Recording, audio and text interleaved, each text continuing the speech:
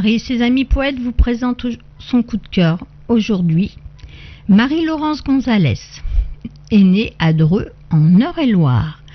La vie l'a emmenée vers d'autres lieux. Sa vie a été de divers emplois. Après une vie active diverse et variée, elle s'adonne à une de ses passions, celle de l'écriture. N'a aucune formation pour cela, simplement une irrésistible envie d'écrire. Et voici maintenant. En douceur, tu et moi. Tu m'as aimé du bout des lèvres. Il était une fois. Tu m'as quitté du bout des doigts. Une seule fois. Je nous revois revivre ces moments-là, quelquefois. Mes larmes brûlantes coulent en silence dans le noir. Ces quelques heures seront un marque-page au livre de ma vie. J'aurais voulu arrêter le temps, retourner en arrière, à l'infini. J'ai vu briller des étoiles dans tes yeux, comme des cris. Moi j'ai crié mon désespoir de ne pas assez vivre. L'instant douloureux arrive. Nos mains, une dernière fois, s'unissent. Le train d'une secousse laisse mon cœur à la dérive. Je m'éloigne, tu es resté sans plus un seul mot me dire. La douceur de cette journée avec la nuit s'est enfuie. Trop de douleurs ont entamé ma raison, ma santé. Trop de rage dans cette interdiction de ne pas pouvoir être aimé. Trop. De ces riens qui meublent mes vides, triste est la réalité. Trop de toi, malgré tout, mon âme, tu viens naviguer. Il y aura toujours en moi cette étincelle. Je la nourris, afin qu'elle puisse rester éternelle.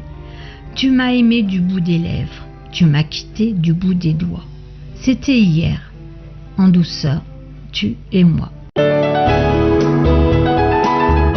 Et voici la deuxième lecture de la poésie de Marie-Laurence Gonzalez. Papillon s'est envolé. L'air est embaumé par cette délicate lavande. Les brins se sont alourdis par leurs capsules abondantes. Elles sont toutes fraîches et lorsque je les approche, elles semblent m'engloutir dans leur moelleuse couleur et leur arôme. Il est des souvenirs qui remontent comme ces fragrances.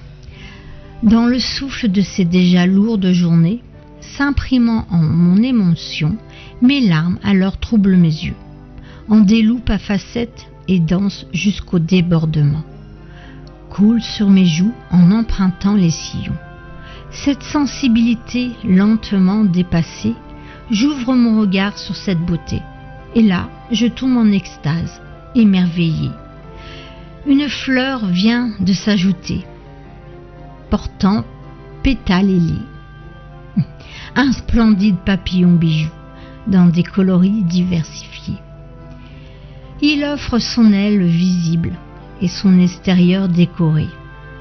Un joli camailleux, dans une partie comblée, en un brun clair, vert plus caramélisé, puis plus haut, une pâle lueur corail est venue s'ajouter.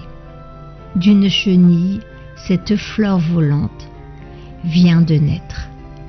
Sur sa tête porte une houppette miel ébouriffée. Le beurre de ses ailes est merveilleusement brodé. Ses antennes sont si savamment torsadées.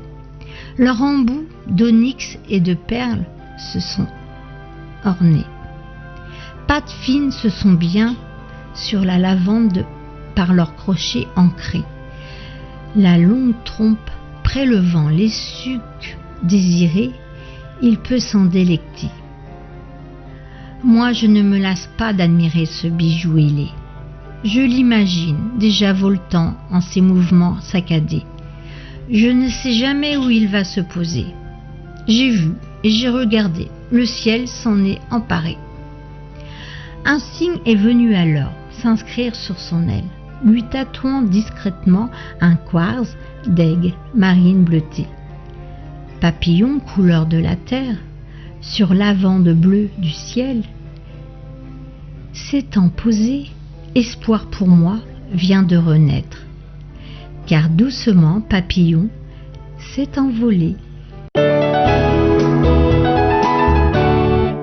Marie, ses amis poètes vous remercient et vous donnent rendez-vous mercredi prochain. Au revoir.